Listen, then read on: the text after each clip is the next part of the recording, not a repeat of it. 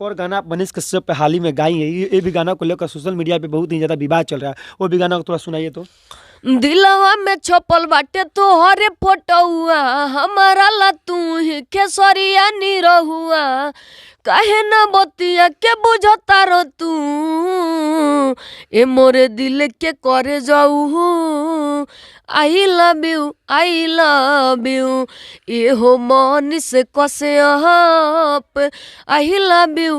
Love you काहे नहीं बुझता रो मनवा के भावना, कब देब दिलवा तू हम के बतावना, धीरे से फोनवो में कही देता हूँ, ए हो Manish Kashyap, I love you. अच्छा पूजा दी, एक सवाल मेरा रहेगा आपसे, ये बताइए कि आप मनीष कश्यप के ऊपर बार बार गाना क्यों गाती हैं? बार बार कहाँ गाते हैं? अभी वो गाना मनीष कश्यप पे गाई तो काहे नहीं गाएंगे, उसे प्यार करते हैं। आर्मी के हुए ऊ बेटा हो, इनके बना दो माई नेता हो, हुए गरीब के लोरा पोछवैया हो, अरे कृपा इन पे बना दो देवी मैया हो, सीएम बन जस मनीष कश्यप भैया हो, कबो ना हो खेल अखिया से ओझल, कल कुबुल राजा हमार प्रपोजल, अब ना होता हमारा से इंतजार, एहो मनीष पत्रकार, हम बानी रेडी का तू बनब भातार। अच्छा इसका अगला लाइन थोड़ा सुनाइए। अपन माई बाबू के बानी हम ये कलवता,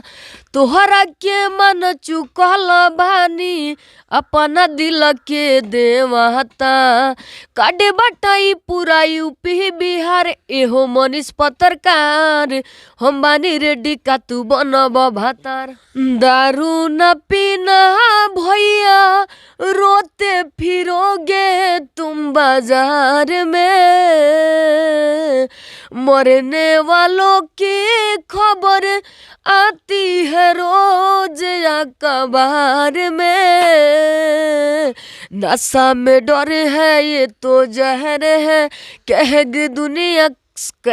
दुनिया शराबी, बड़ी खराबी होगी, बड़ी खराबी होगी, मर जाओगे विधवा बन के रोएगी घर में भाभी, बड़ी खराबी होगी, बड़ी खराबी हो, तो दोसर के हो जन्म दिल से तोहे हो,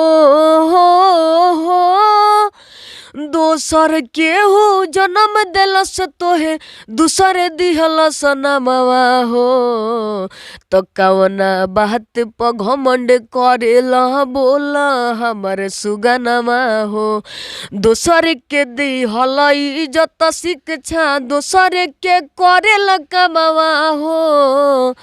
मरला के बाद दोसर बाटेला तोहर जोगावल धनवा हो,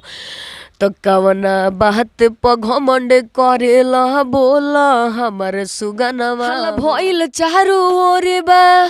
खाली हमरे नाम के सोर बा, डरे वाला हम नइखे, डर नइखे हमारा जमाना के है, तो गहिनी एगो गाना के तो फाटल केतना जाना लेकर जो भतार वाला आप गाना गाई थी उसको लेकर सोशल मीडिया में विवाद चल रहा था, उसी के बीच में आप इस सोच कर गाना गाई। हाँ अब मान के चलिए आपको कोई बदनाम कर रहा है, तो आप कहीं गलत नहीं कर रहे हैं और आपको हम बदनाम कर रहे हैं, तो आप भी सोचिएगा गलती तो कर नहीं रहे हैं, तो काहे ना जब लोग बदनाम कर दे रहे हैं तो बदनामे सही, तो इसलिए हम भी सोच के इतना दिन से हम भी चुप थे, एक भतार वाला सॉन्ग गा के चुप थे, मनीष जी पे कोई सॉन्ग हम नहीं करना चाहते थे,